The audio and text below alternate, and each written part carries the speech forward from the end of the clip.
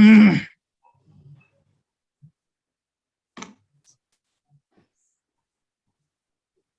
evening to one and all. Today we'll start the session now. So I would request faculty, political science, Srimati Bornali Bormon, to conduct this session. Bornali, over to you. Thank you, Shanchita Di. Good evening, all of you. Before we start the program, I would like to request all my participants to keep your microphones muted and your cameras off while the lecture is going on. Good evening once again. Gokhale Memorial Girls College welcomes you all to the 4th Satyendra Mukherjee Annual Memorial Lecture 2022. Satyendra Mukherjee was born in Kolkata in 1914, the eldest among the 4 siblings. He displayed remarkable intellectual qualities from a very early age and was gifted with a photographic memory. A student of economics, he was equally proficient in English literature and Sanskrit.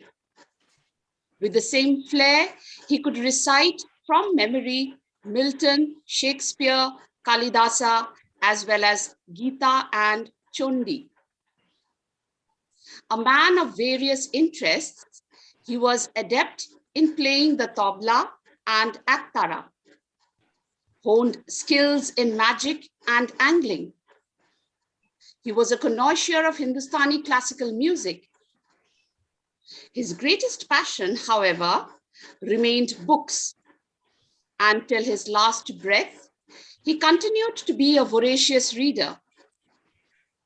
He was an avid collector of books, and over the years, he built a personal library with more than 3,000 books on a wide range of subjects, including many rare collections. His friends, author Binoy Ghosh, playwright Bijon Bhattacharya, were among the few who would visit his library for reference. He believed that learning never ends with university degree, but continues through one's life. Indeed, learning is an ongoing process. Today, we have with us Dr. Sourin Bhattacharya, who is a retired professor of economics, Jadavpur University. Sir, it is an honor to have you as a guest speaker for the 4th Satyendra Mukherjee Annual Memorial Lecture. Now, I would request our principal madam, Dr. Otushi Karfa, to welcome Dr. Sourin Bhattacharya. Thank you. Good evening, everybody. Today, we are very much glad and at the same time honored to have among us Dr. Sourin Bhattacharya as the speaker of Satyendra Mukherjee Annual Memorial Lecture. Dr. Sourin Bhattacharya's teaching career has spanned nearly 40 years. He taught in colleges and universities in Kolkata, North Bengal, and Delhi. Finally, in 1997, he retired as Professor of Economics from Jadavpur University, having been there for more than 3 decades. Though his main area of interest as teacher and as an academician at economic thought and economic theory, Professor Bhattacharya is also a well-known literary personality. He writes mostly in Bengali and has quite a number of literary works to his name. Chahida Tattva, Poribortoner Bhasha, Unnayon, Onno Ortho, and many others. His book, Keno Robindranathke Chai Ebong Kibhabe, won the Sahitya Academy Award in 2009. His recent books include Nitir Pothe Orthoniti, Rashtra Samaj Theatre, Rammohon আর বিদ্যাসাগর 19 শতকের দুজন, Marx, Biplab, Ganatantro. He has 5 volumes of collected works to his name.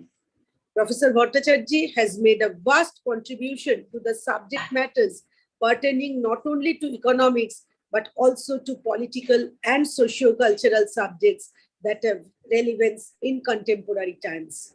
Sir, we are very much glad to have you among us as the speaker of today's lecture. Thank you, sir. Thank you, madam. Now I would request our honorable speaker to begin his talk on the topic, This Global World. Shall I begin now then? Shall I begin now? Yes, sir. Yes, sir. Please do. Do you hear me? Yes, yes, you're audible, sir.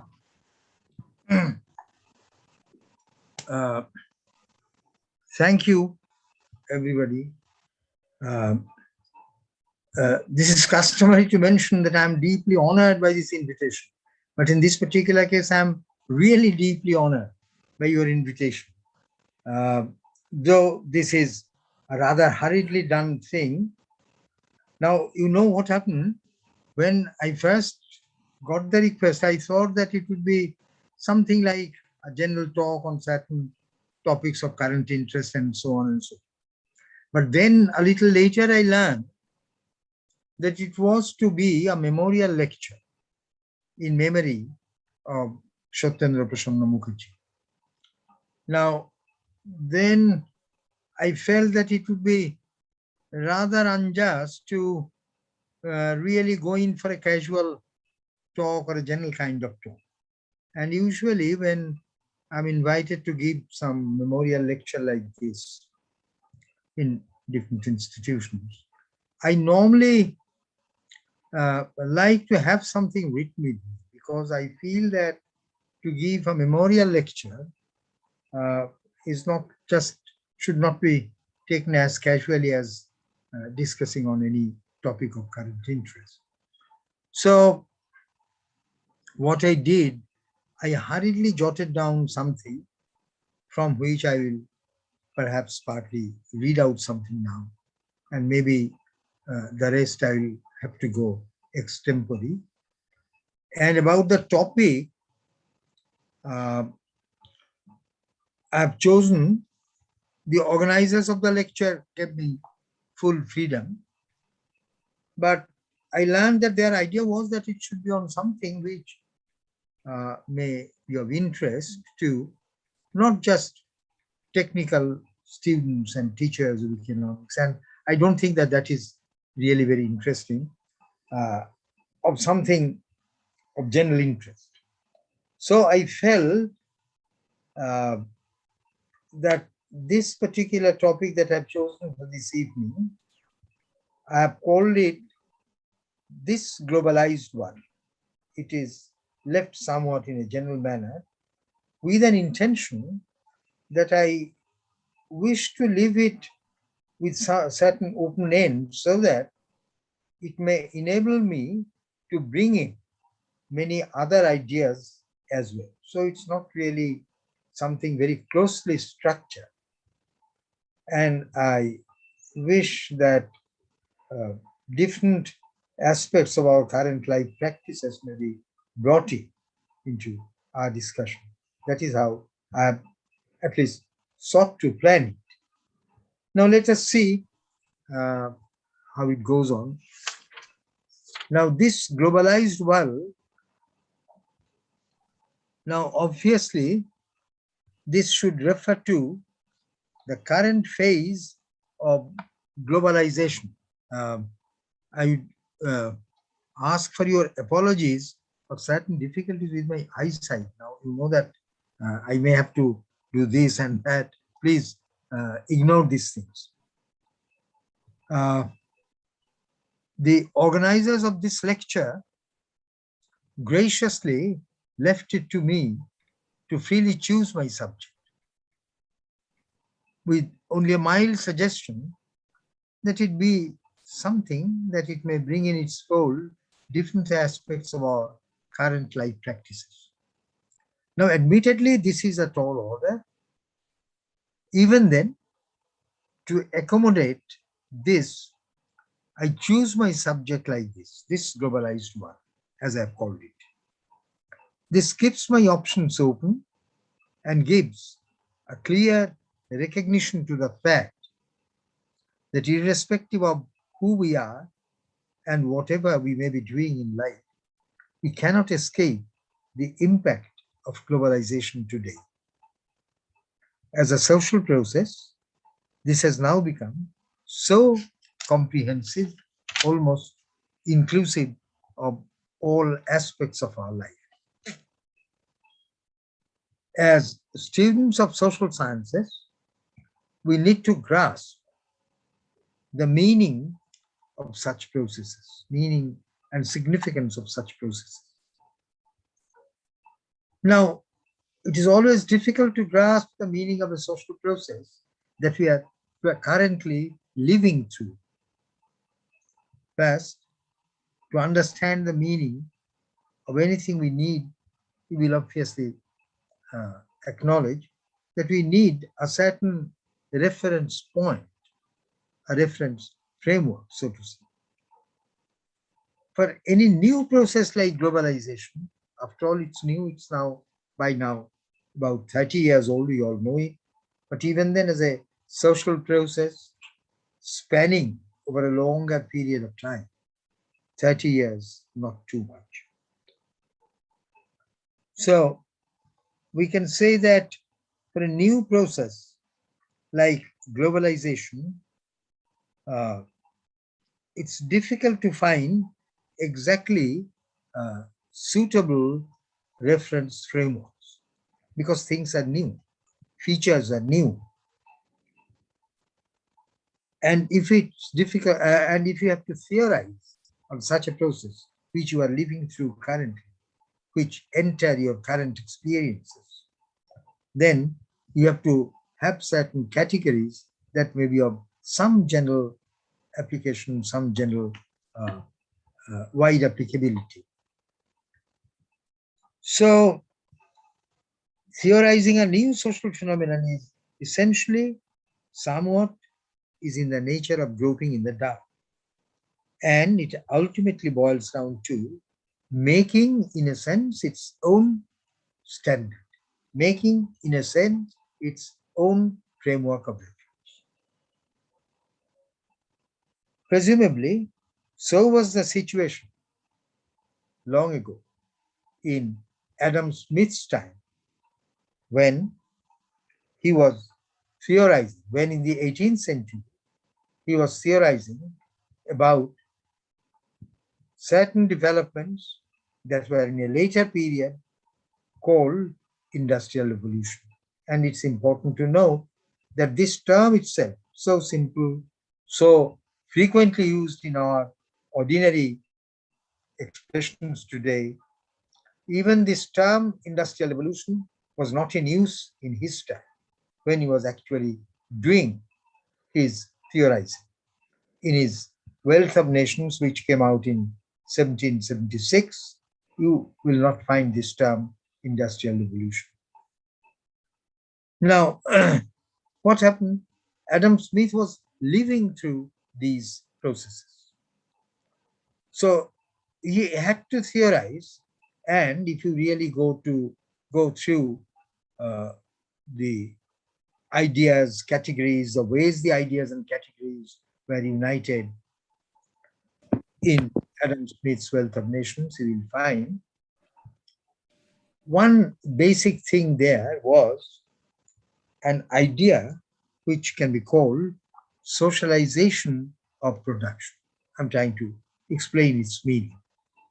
Now, perhaps we can put it this way, that centering around this idea of socialization of the production processes, and along with the production processes at a certain stage, also the distribution processes,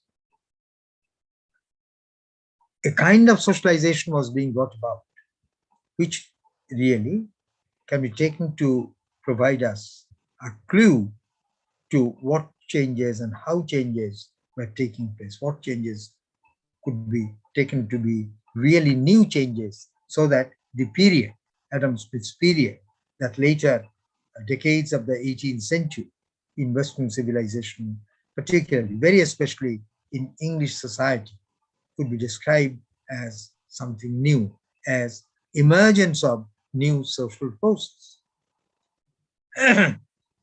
Now, incidentally, the term industrial revolution was not at all familiar, as I've said, in Adam Smith's time. And in fact, he didn't at his disposal have this term. It was made familiar by the great historian Arnold Toynbee in around 1880s, much later than when Adam Smith was thinking about these processes. Though some reference to industrial revolution can be found in the French socialist Auguste Blacquier's writings around 1837, and then also around 1845 in Engels' writing, that famous Engels of Marx and Engels. But as a term, as a coinage, it came to be popular only around 1880s, that is clearly more than a century later, when Adam Smith had been writing it. Now, what I mean by theorizing a social process like industrial revolution may be illustrated with reference to the idea I've just now referred to, the idea of socialization. Let me try to give a short explanation. Certainly, we cannot claim that human production activities began only with industrial revolution. There had been production activities much before that. Production activities were there in earlier stages of human civilization itself. But its social nature was different at that time. In the earlier decades, production activities were there, but the new kind of production activities that emerged in the period of industrial revolution were of a different kind. What changed in the industrial phase was, as I've called it, socialization of production, which was perhaps triggered by the changes in the technological processes. And the changes there then spread all over to cover even other quite distant aspects of society's life. And that was associated with organizational changes of production also. Say, how was capital to be procured? A simple answer would be, in the joint stock company era of the industrial phase, capital used to be procured through the stock market. And this led obviously to a system of anonymous contributors to that capital who buy your stocks. You don't know all of them. So this important element, this important social element of anonymity comes into it. On a much smaller scale, if you need to have some capital somewhere, you will perhaps have it from your family accumulation, or maybe you will have it from some of your close friends or some other close ones near you. Certainly, that would not be in the realm of anonymity, but it's genuine anonymity now. It's real anonymity in the sense that you never come to know who are really contributing to the capital fund of your enterprise. This led, therefore, to a system of anonymous spaces collaborating in a single enterprise. The commitment of the investors certainly was commercial. Large amount of capital procured through a large number of anonymous investors used to produce large amount of goods, catering to large number of anonymous users. So not only the investors were anonymous, Not only the contributors to the capital fund of the enterprise were anonymous, but at the end point, the final users, the final destination of what you have produced, that also goes to so many anonymous individuals. You don't know them. You don't know who are using what you have produced. The whole shape of the production process underwent radical transformation through such changes. That is what we wish to underline. Now, to comprehend the nature and significance of these changes, compare for a moment what production was perhaps like under the feudal systems, which is supposed to be the preceding ones, the systems that preceded the emergence of this capitalist mode of production. Land then belonged to feudal lords, and cultivation of the land was the task of the serfs who were tied. This is a very important category here. The serfs were tied to the feudal lord and also to the estate of the lord. This was indicative of an overall relation of being tied to the lord's fiefdom. The relations were ideally hereditary on both sides. That is, lords' children would be in course of time lords themselves and would be lording over the serfs' children, who would be in turn serfs themselves to serve the lord's children as their lords. So the lords, that goes on moving hereditarily. The serfdom also goes on moving hereditarily. These relations were supposedly permanent, not that it will terminate 5 years hence or 10 years hence. It goes on, it goes on. Thus, being tied to became the characterizing feature, the very important characterizing feature of feudal relations. Capitalist relations, in contrast, were marked by the absence of such ties of permanent attachment. No one is tied to anybody. No one is tied to neither your masters nor your, on either side, you are no longer tied to anything. Things were free instead, though it may sound rather ridiculous that I call something to be free in the capitalist system when through our general experiences we know that there are different relations of dependence, if not bondage. But that is a different category. And that relation of dependence comes through from other kind of, in many cases, non-economic forces or relations. Things were free instead in such capitalist developments. Direct producers, that is, that we may call laborers, were free to choose any employer. Employers, whom we may call capitalists or entrepreneurs, were free to choose their employees, though in reality there might be many variations and mixtures of different degrees of freedom and attachment. But the broad idea under capitalist mode of production is that it's no longer tied, it's no longer a relation of bondage, it's no longer a permanent relation at all.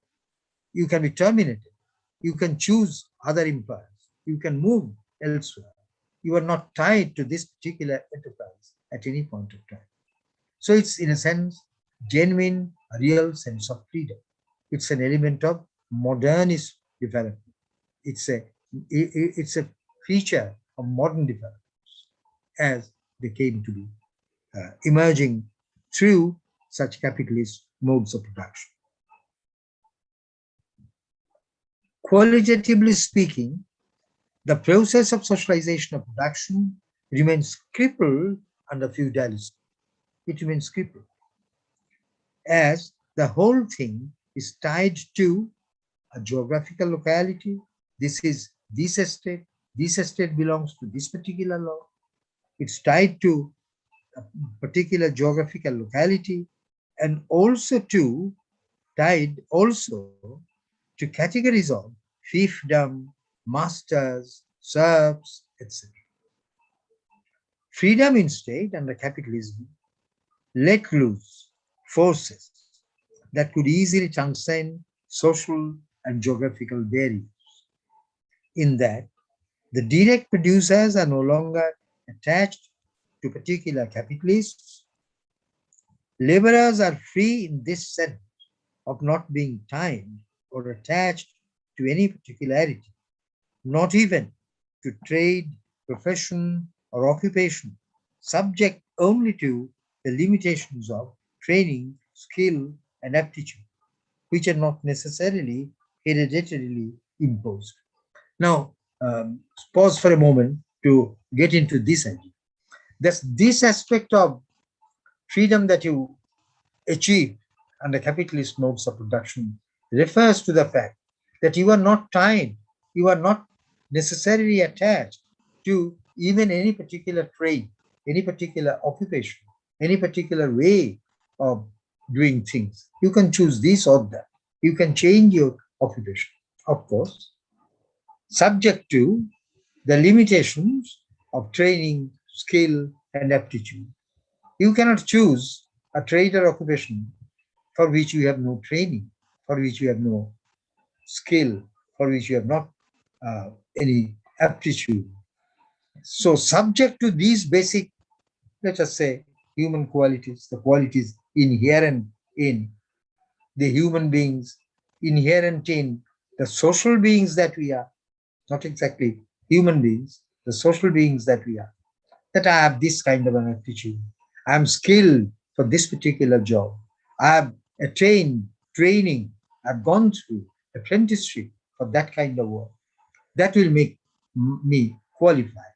That will enable me capable to do certain kinds of jobs and not others. That may be a restriction. But look, that these opportunities of being trained, of going through a process of apprenticeship, of acquiring a certain kind of skill, of taking certain kind of uh, education or training, that is not hereditarily imposed. The newness lies there. It's very different that you are not to be tied or attached to even your particular trade or occupation.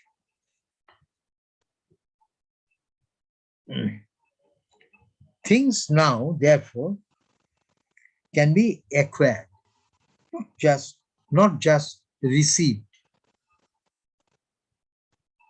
These can release. Look, and you uh, try to think over this idea that these are really social forces that can release so many other forces. It is emancipated. It comes really in an emancipatory role. These can release forces of global magnitude. The world now comes in our perspective of production. And with that train of events and thoughts, there come about changes in many other aspects of life. Similar things happen also in ancient and medieval worlds. Important changes in social, political, and cultural life of people have followed the courses of trade and commerce. Even in our days of the East India Company, we all know that বণিকের মানদণ্ড দেখা দিল রাজদণ্ড রূপে পোহালো সঙ্গ.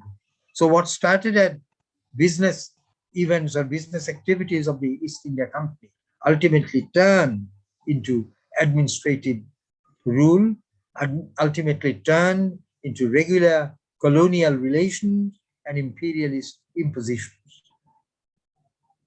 The merchants' rule turned into the rule of the king as the night melts into the dawn. private activities or group activities in production organization turning into commercial organization, turning into commercial and social activities may be taken to be the conceptual beginning of a process that ultimately leads to thinking and operating on a world scale. Now, to move towards the ideas of globalization, we have to think of this movement towards these world things about this world perspectives. And the conceptual beginning, I wish to stress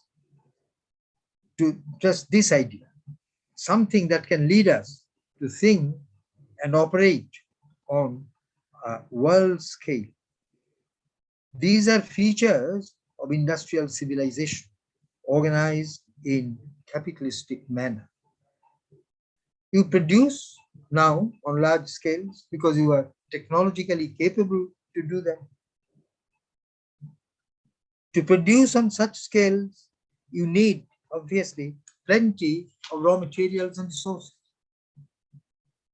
You therefore need to explore not only national resources, but at times, if opportunities come your way, also resources of other regions and countries. This may be facilitated through imperial relations and colonial expansion. Production on large scales obviously calls for wider markets. Otherwise, how will you sell it? You think of production and distribution in earlier times. You produce on a low scale, small scale, only small quantities of goods, and you have to, you can sell them. You can afford to sell them in the close neighborhood of your locality, and you don't need any access to wider ranges of markets. But now, under this regular capitalist production, you need to have access to wider markets. Gradually, and modern communication facilities enable you to carry your goods over long distances.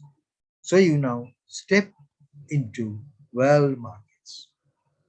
All these need large amounts of capital that can be procured through the stock exchanges, which in modern times easily extend, as we all know, beyond national boundaries. Thus, you find yourself in the midst of whirlpool of global activities. This is a very brief outline of processes that we now recognize as the processes of globalization.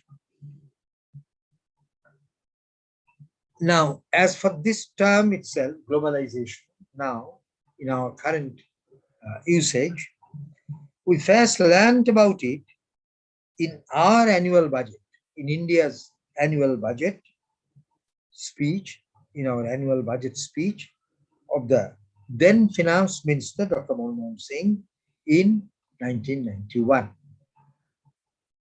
Interestingly, it may be noted that similar policy packages were then being formulated in many economies of the world roughly at that time.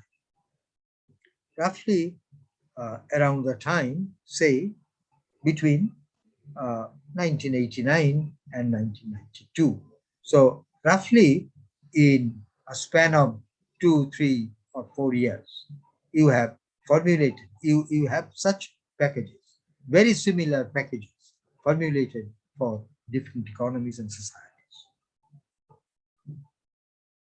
The package then, at the time, some of you may remember, the package then was popularly named as LPG, which is an abbreviated form of our domestic cooking gas, LPG. L in this expression stands for liberalization, P for privatization, and G for globalization. Now think of the spirit as it. Now this LPG package really reflects a kind of spirit, concentrated in these ideas of now liberalizing your economies and societies, now privatizing your economies and societies.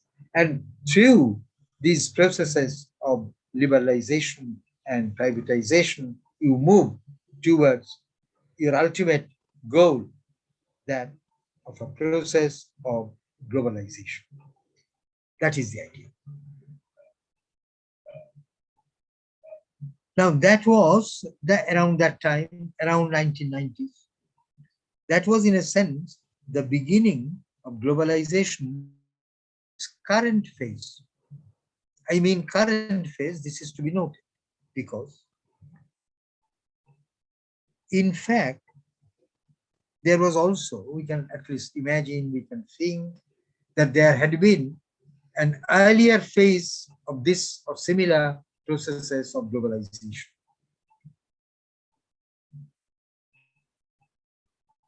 Globalization in the sense of invoking a world perspective. That is how I have defined it so far, or I have explained it so far, that moving towards having a world perspective is the substance of this process of globalization.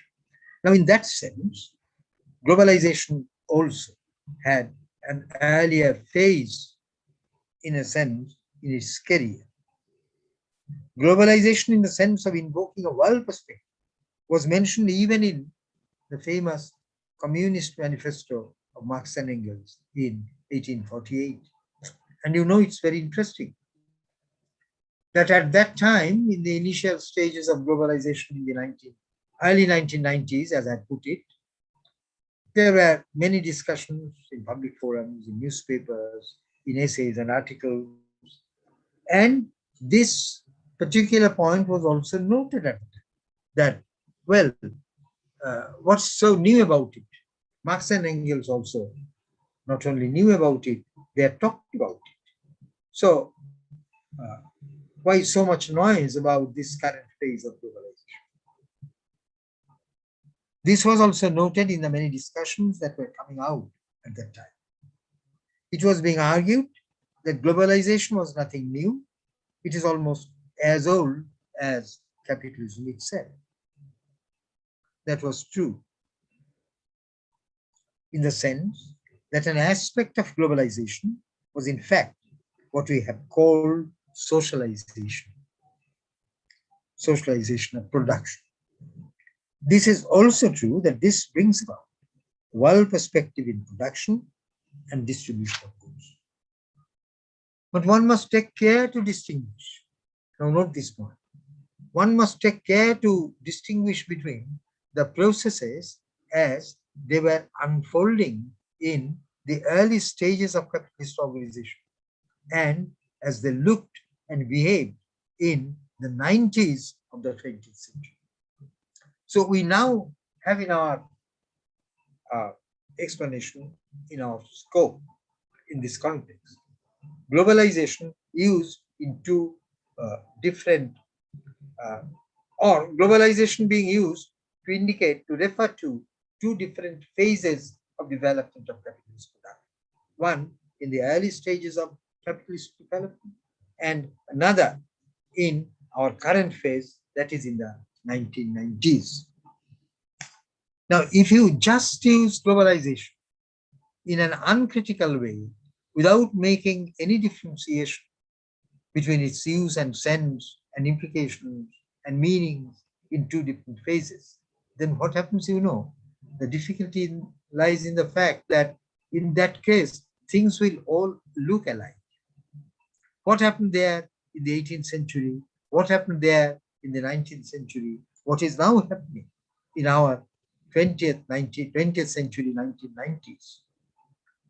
The decades and other developments around that time. The spirit of this new time, is it embodied in the developments of this new time or no? So unless we are careful about this historical specificity, we can miss out on the differences in, maybe at a slightly subtler level, the differences in the spirit of the social developments that took place in the earlier stage of the development of a certain process and the shape it takes in a later stage. So with changes in historical times, with changes in historical processes, things on a superficial level, though it may look alike, though it may look similar, may contain within them in ideas, elements that need to be clearly separated and clearly understood in order to develop, if not for anything else, critical attitudes towards our surroundings, critical attitude towards what's happening around us. So I now would ask you, would request you to think of this difficulty, broad generalization around the term or the idea of globalization would lead to a situation where we miss out on what can be called the differentia specifica of the categories. Whenever we use a category, look, we use a category to refer to concretely refer to certain particular developments that we have in our mind. We want to discuss them, we want to understand them, we want to critically look into them.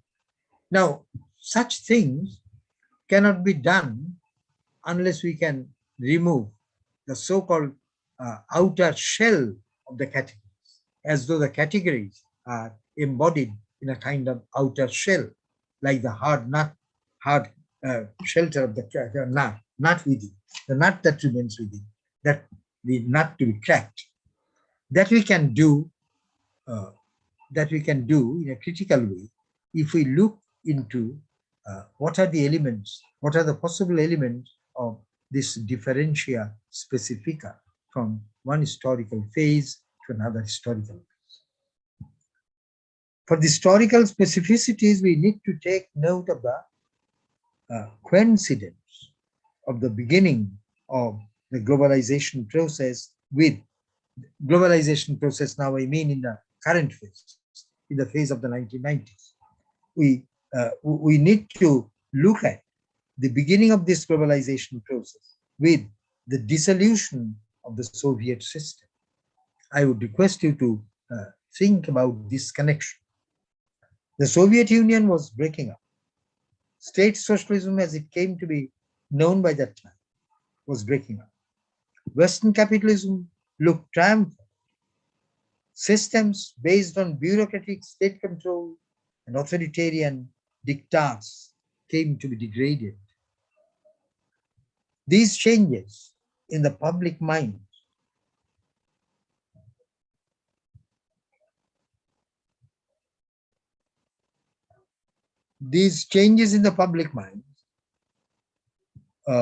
were a way of thinking that were preceded by a theoretical downswing of the Keynesian outlook.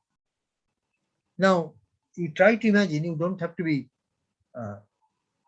in a technical sense, students of economics, but you know the period from the middle of the 1940s, that is, since the end of the Second World War, clear 2 decades, at least up to the middle of the 1960s. You know that in the international sphere, it appeared to be a period of very fortunate, smooth, problem-free economic growth and development.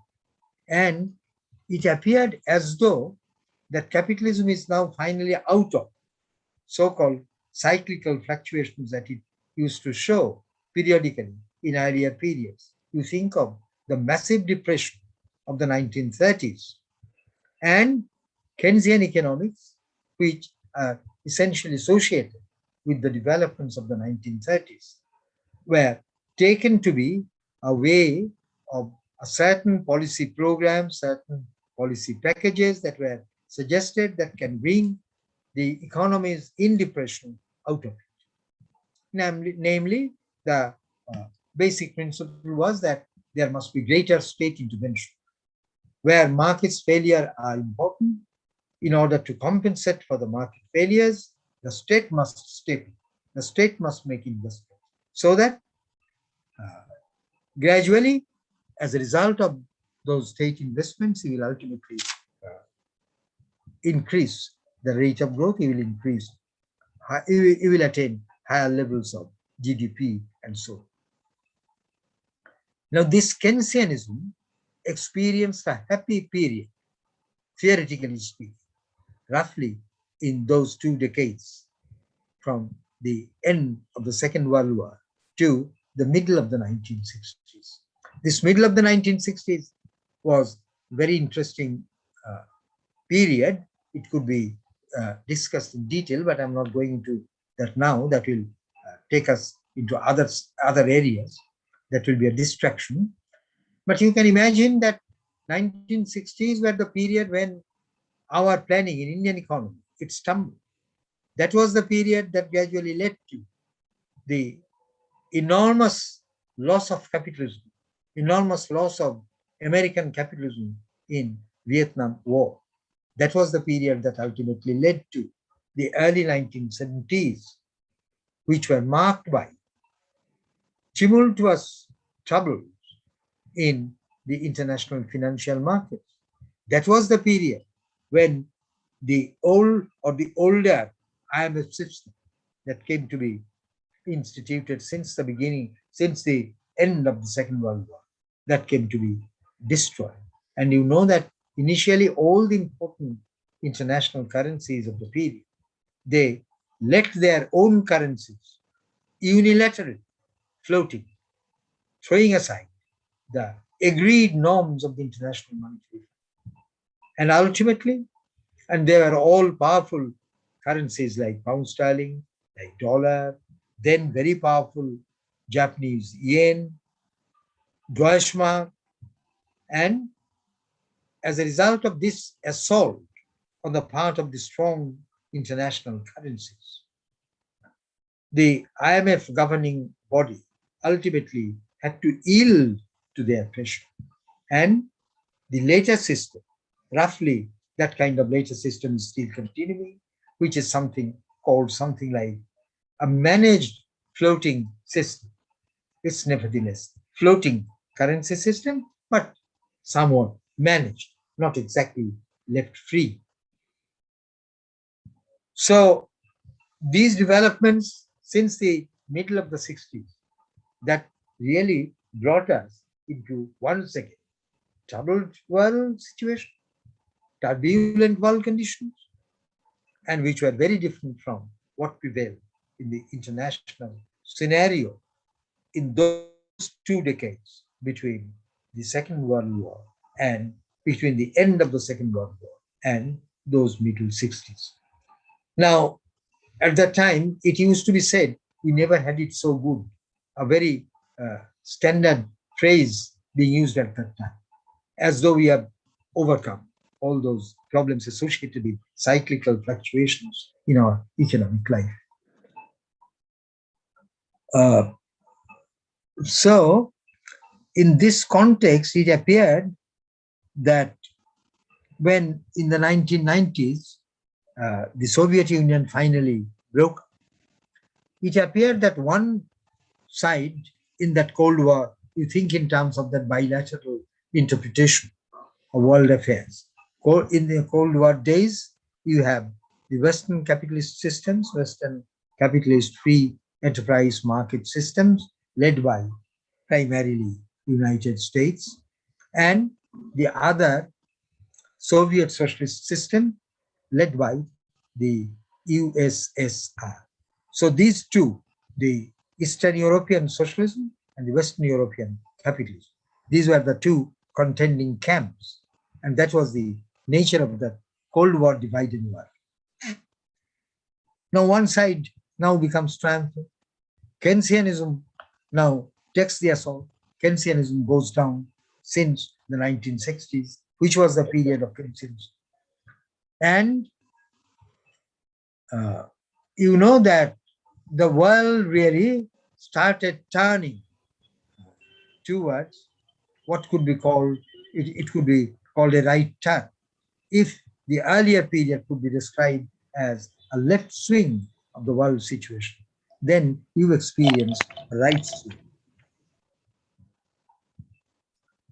And one important feature of this right swing was that you gradually downsize the state activities, which means state do not take, as before, important responsibilities of social welfare. These are gradually being downgraded. And therefore, for the state, you don't need much resources. And in that right swing, you have less taxation, you have free operation of these economic processes. And we are now experiencing similar kind of things in our societies as well. Now, you know that this was the period, the high political point of this period. This theoretical period was marked by Margaret Thatcher in England and Ronald Reagan in the United States. So that Thatcher-Reagan period was marked by this right turn. The world was changing. With the fall of the Soviet system, the world as a whole tilted towards the free market capitalist enterprises. This came to be interpreted as the celebration of freedom. This is another idea to which I would like to draw your attention. That was a period that around early 1990s, when, as an idea, freedom came to be celebrated. In many a publication of international institutions, like the World Bank, the cry for freedom was being shouted rather loud. The whole world looked unipolar because the other has been vanquished totally. Then in the wake of 9/11, that famous or infamous 9/11, the whole world looked unipolar. Then in the wake of 9/11, there emerged a new pole, as though in the form of Islamic terrorism. This even came to be described as, within quote, a clash of civilization. You know the famous expression. Now look at the difference. Look at, interestingly, these nuances. In the Cold War days, it was at most, there was also clash. There was clash between the Soviet side and the American side, of the Western democracy side. But that clash appeared to be at most a clash between alternative or clash of alternative systems. But now it's being described as a question of the civilizational level, which is a much deeper level of our social existence. At one level, we can quarrel, we can clash, we can compete in terms of different alternative systems. You advocate that kind of a system, how your economy, how your politics, how your society can be managed. I try to advocate an alternative system, how my economics and how my economy and policy, politics and society should be managed. So we may have differences of opinion between different systems of management of our societies. But it's very different when you think of something as a difference, as a clash of different civilizations altogether. The Islamic terrorism came to be recognized, came to be looked upon in terms of this kind of clash of civilizations. From the point of view of the Western powers, this civilizational choice resulting in a kind of global anti-Islamic terrorism to even anti-Islamism. Look, anti-Islamic terrorism is one thing, anti-Islamism is quite a different thing. But this passage became as though quite smooth from terrorism, and in the wake of, as I referred, in the wake of 9/11, these transformations took place. Terrorism turned into Islamic terrorism, and then term anti-Islamic terrorism turns into anti-Islamism. This was a process through which terror of 9/11 directly that waged war against the US-led Western hegemony, but that thing turned itself into a war against the non-Islamic world. The Western headache could thus be turned into a global migraine. This is a mindset, I'm referring to the mindset, not exactly the events.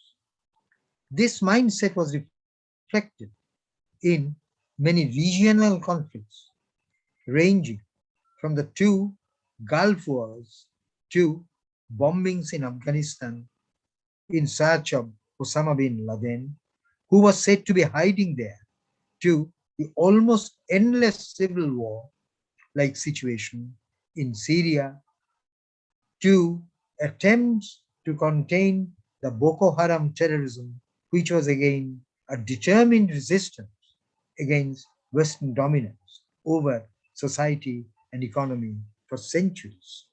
Now, this brings us to the expansionism of the Western civilization to, or the Western world, to establish hegemonic control over the whole of the, almost the whole of the African continent.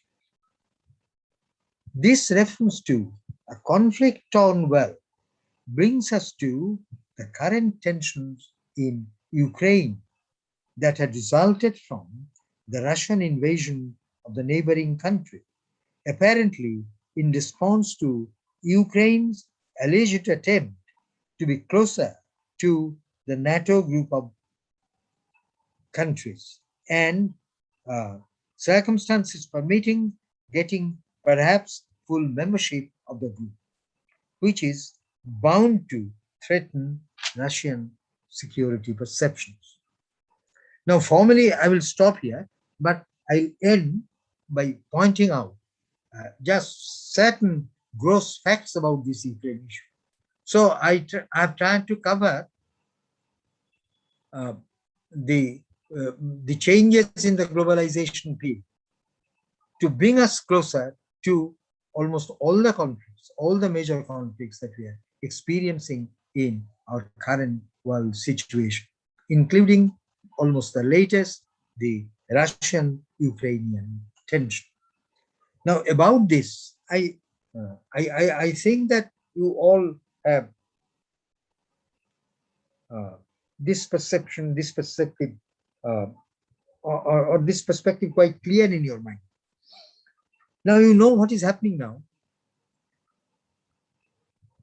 When USSR broke up, all the erstwhile members of the United States of United Soviet Union of Soviet Socialist Republics, they all got their freedom. They became independent. They became politically independent. They became independent republics. They became sovereign states, loosely forming a kind of very loose federation in the nature of Congo. Now, you think of that period, the end of the Second World War, and you recall that NATO, the military alliance of the Western powers, North Atlantic Treaty Organization, which was formed in 1949, which was openly a force against the Eastern European socialism under Soviet leadership, which had their own military alliance in the form of Warsaw Pact. So the two contending camps, the socialist camp and the so-called market-led capitalist camp, they were engaged in a Cold War situation, and they were backed respectively by the two contending military alliances, the NATO forces on the one hand and the Warsaw Pact forces on the other. The understanding being that if any member of any of these pacts, if any NATO member is invaded, then the other NATO members will come to its help. If any members of the Warsaw Pact will be attacked, then other members will be coming into their aid. Now, so this was a very kind of delicate war. And you know that this was a world which also turned very heavily nuclear since the 1950s. It turned very heavily nuclear. So the two contending world camps, powered with nuclear weapons, with this kind of competing tension-ridden situations, NATO on the one hand and Warsaw Pact countries on the other. In this context, there is a breakup of one of these sides. The other side becomes finally, decisively triumphant, at least for the moment at least. Now the triumphant side, whose military alliance is NATO, had an idea of now being looked upon as the most opportune moment when we try to expand our NATO alliances, our NATO forces towards the Eastern European world. And you know that by now the figures are of the 30 current members of the NATO alliance, already 11 are from the erstwhile United Union of Soviet Socialist Republics. That is, of the current 30 members in NATO, 11 come from the former USSR. I give you a quick reading of these 11 names. Croatia, Czech Republic, Estonia, Hungary, Latvia, Lithuania, Montenegro, North Macedonia, Romania, Slovakia, Slovenia.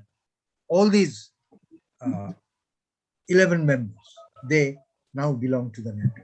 So NATO has already arrived at the doorstep of Russia, which at least they feel themselves to be, in some sense, the flag bearer of the former USSR, though apparently there should be no such reason, because the former USSR was openly declared to be aspiring to establish socialist economies and socialist societies. The current dispensation in Russia doesn't have any such claim. So everybody knows it's a free enterprise market economy, where there have emerged over these last 3 decades or so billionaires, to an extent of forming a billionaires oligarchy, which has already assumed threatening proportions for the rest of the world. Now, that Russia, politically or imperialistically speaking, perceives itself as a kind of flag bearer of the former USSR, of which 11 members now belong to the NATO. The important members that are now waiting, in a sense, or perhaps inwardly aspiring, are these 3 important republics like Ukraine, Georgia, and Moldova. They are now in the waiting queue. And you know, the war is being triggered by these forces of tension. Because the moment NATO makes a movement to spread its sphere of influence, to extend its sphere of influence near the doorstep of Russia. Russia certainly has reasons to resist, has reasons to object. So this tension situation. Now, nobody knows what is happening to the future of this Russia-Ukraine tension, but you can work out your own ideas. I stop by just pointing out that if you think in terms of reasonableness, what should happen? What should be a model solution? What should be a naturally reasonable solution?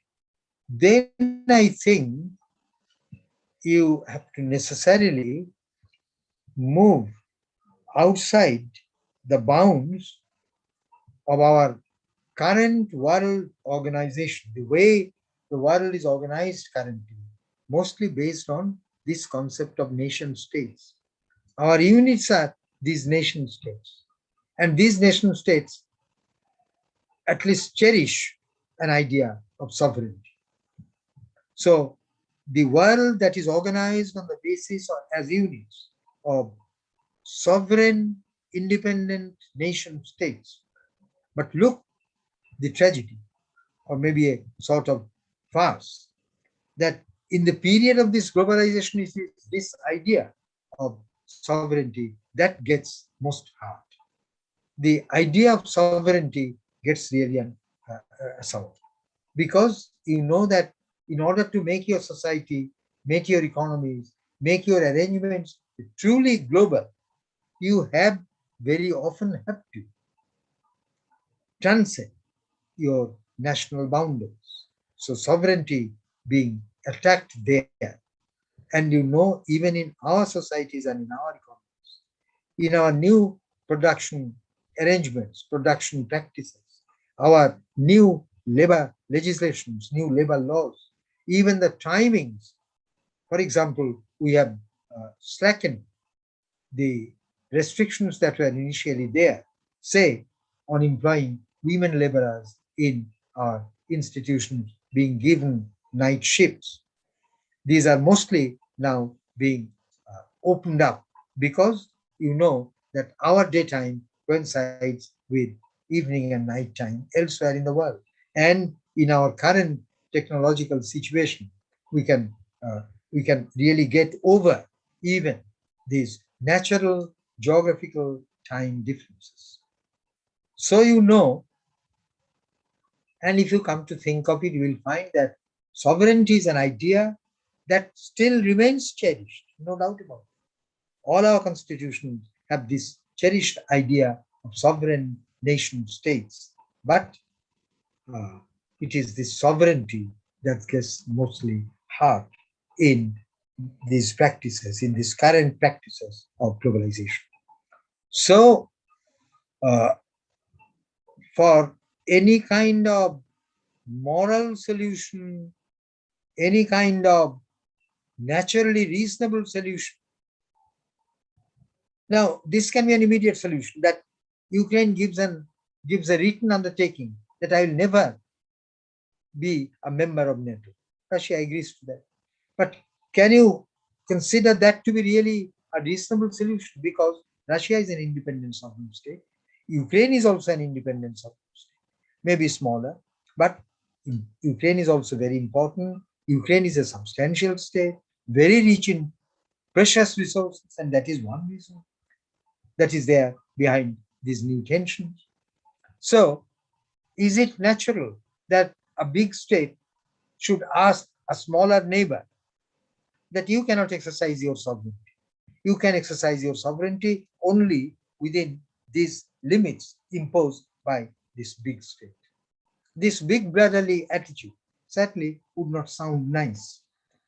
Therefore, as far as I can see, you can think of any kind of moral or reasonable situation only if you are ready, you are mentally prepared, you are psychologically equipped to transcend this idea of nation state itself. And that is something that will obviously sound unrealistic, sound it is not something that you can carry as your policy suggestion in any negotiating table in the context of these wars and conflicts of tension. So, with your permission, I stop here.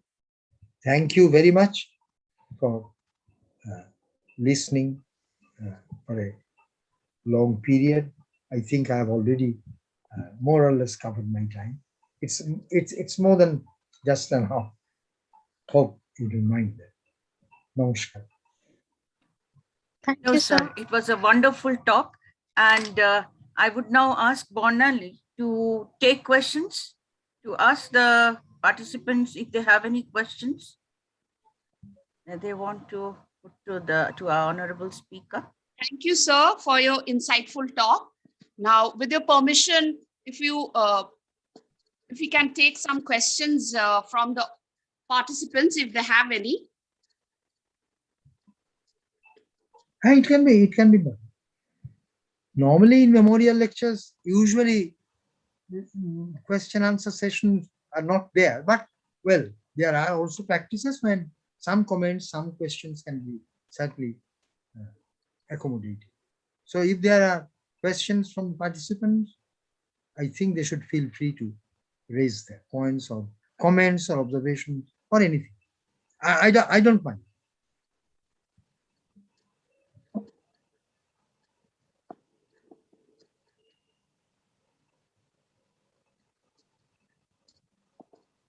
Participants, if you have any questions, please do ask.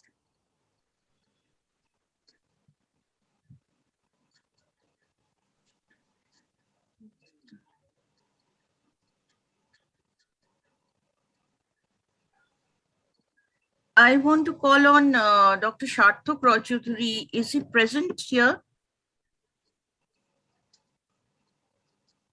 Dr. Sharthak Roychoudhury? I think he has had some difficulty joining, but then I was hoping that he would come up with some comments and we would have a very nice discussion with the sir. So I have a question to ask. It was just out of curiosity. As you have mentioned about the current tension between Russia and Ukraine, and you have also spoken about the clash of civilization. So my question to you would be that in the current the current tension between Russia and Ukraine, do you think that the clash of civilization that emerged during the 9/11 period will actually come true? As you know, most of the Middle East countries are supporting directly or indirectly Russia at present, and ignoring what United States of America is actually telling them to do, because you know the Syrian soldiers are also willing to help Russia. So if a clash of civilization, is it a clash between Islam and the West? I understand what you want to mean. My response would be, it should not be directly looked upon as really a clash of civilization, as it appeared in the follow-up event, in the chain of follow-up events of 9/11. Now, true that there can be some such elements in their formulating policies of support and opposition, but it's still, I feel, mostly dictated by respective nations' national interests. It's more their national interest than questions of civilizational understanding. That would be my response. Okay, sir. Thank you.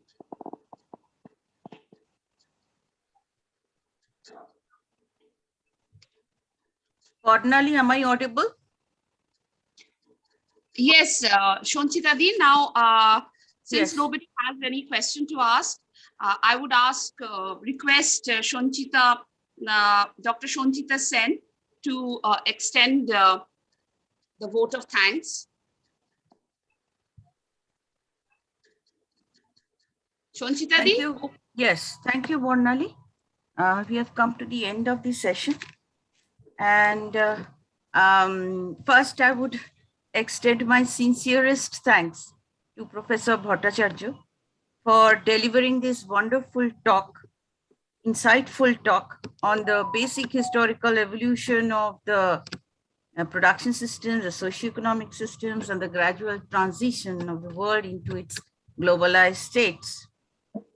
And sir, you have made very thought-provoking and interesting insights on globalization and the chronology of the wars and the clash of civilizations, the current war situation that is ongoing. And I am sure that what you have said is absolutely comprehensible to the students and teachers, the faculty across disciplines. And we all have acquired a very valuable and very insightful knowledge that could shape our understanding of the word globalization or the process of globalization, the buzzword that has influenced our contemporary lives in more ways than one. And we hope that we'll continue to speak and write more on this subject and other subjects in the days to come. Sir, I thank you again. My sincerest thanks go to you for having spared such a long time to come and speak to us. We are really very grateful to you, sir. I would now also thank our principal, Dr. Otoshi Karfa, who constantly insisted that we should organize such a lecture in its online form, the memorial lecture, after a long gap because we were not able to hold this lecture because of the COVID situation. But I'm very grateful to her also for her guidance in this venture. I would like to thank our web developer, Mr. Mondol, for his logistic support. I would thank all the past and the present members of the academic subcommittee who have taken this initiative regarding this lecture and helped each other all through. My thanks to Bornali, my Srimati Bornali Bormund, for having conducted this session so efficiently. And my thanks also to Srimati Rina Dotto for printing the invitation poster.